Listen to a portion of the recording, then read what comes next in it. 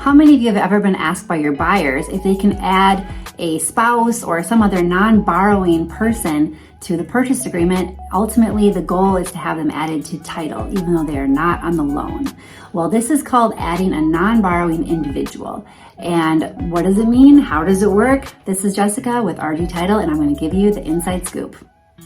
The most common scenario for adding a non-borrowing person is when you have a married couple and one of them is on the mortgage, meaning they've applied for the mortgage with their credit, and the other is not on the mortgage. They haven't applied with their credit, so they're not technically a borrower. So we want to add them as a non-borrowing individual. And this can also apply for non-married people as well. To add a non-borrowing individual to the purchase agreement, it's actually a pretty easy step. But before you do anything, make sure that you talk to your buyer's lender and make sure that they're okay with it. Usually they're just fine with it. So let's just say that you are just meeting with the buyers, they fell in love with the house, and you're going to write that offer. Go ahead and add that in the other section that Joe Smith or Amy Jones, whatever name you want to go with there. But let's just say add them to the purchase agreement as a non-borrowing individual. Then they must sign the purchase agreement. And let's say that you already did the purchase agreement, it's already been accepted, and you're moving towards closing, and then your buyer says, oh, by the way, I would like to add my fiance or whoever as a non-borrowing individual. And they're not going to put it that way. They're going to say to you, hey, I want to add so-and-so to title. How do I do that? So what you'll need to do at that point is the same thing, only you're going to use an amendment this time.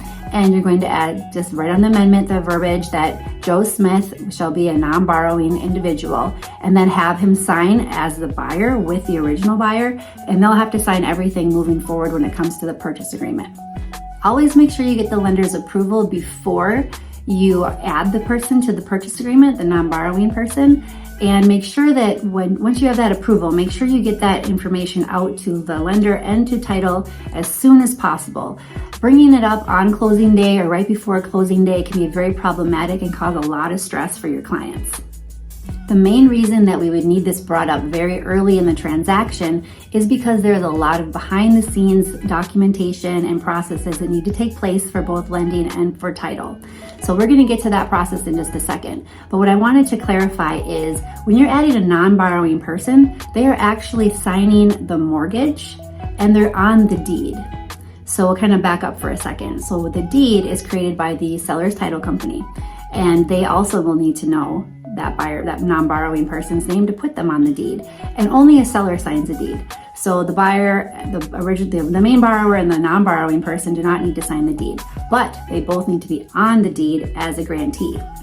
Then we also need to keep in mind that this non-borrowing person actually signs the mortgage.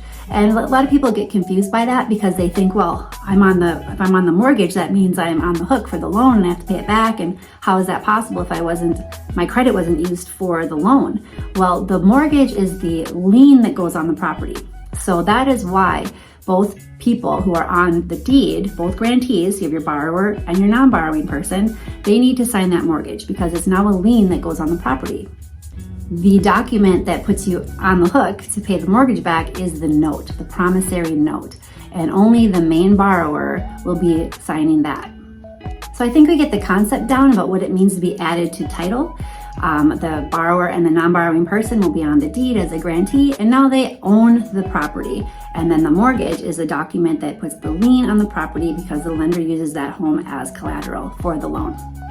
Now let's get to some of the behind the scenes tasks that need to happen and processes that need to happen in order to add the non-borrowing person. So first off, we mentioned that lenders must give approval. Now let's talk about the lending side for a second.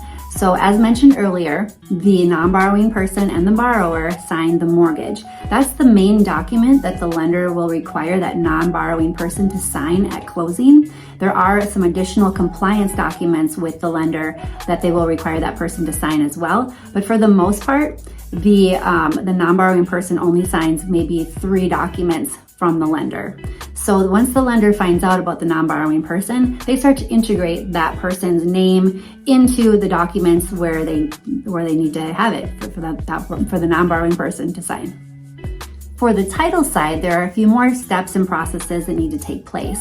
First off, once we have the updated purchase agreement with that non-borrowing individual on it, what we'll need to do is a name search for that non-borrowing person. And this is why it's really tricky to add this person the day before closing or on closing day, because the turnaround time for the name search is usually we can get it done same day, but sometimes we need 1 to 2 days to get that back. And what we're doing is we're looking for tax liens, we're looking for judgments, we're looking for those types of things for that non-borrowing person that could affect their ability to go into title.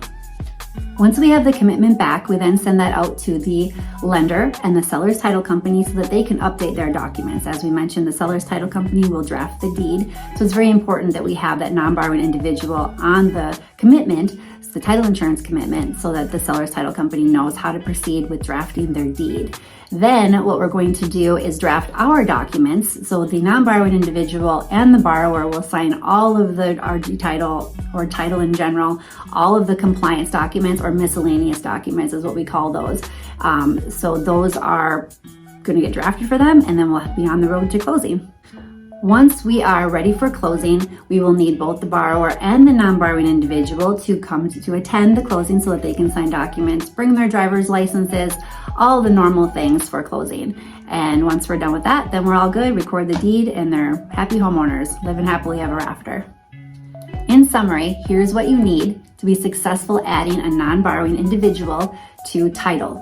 First off, get the lender's approval.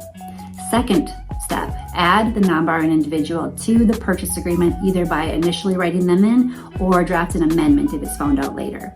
Make sure to discover this. It's probably a really good question to ask while you're looking at houses, so you know it up front, but let the lender, let title know as early as possible so we can get all of those things that we just mentioned on the back end done and ready, put in plenty of time ahead of closing so there is no stress. Thank you for watching this video. If you found this information valuable and helpful, please like and share and help us to build our channel. Also, we would love to close for you. Send purchase agreements over to orders@rgtitlemn.com. And if you have any additional questions, just feel free to reach out by calling us or texting at 763-294-8900. Thank you again. This is Jessica with RG Title, where your big day is our big day.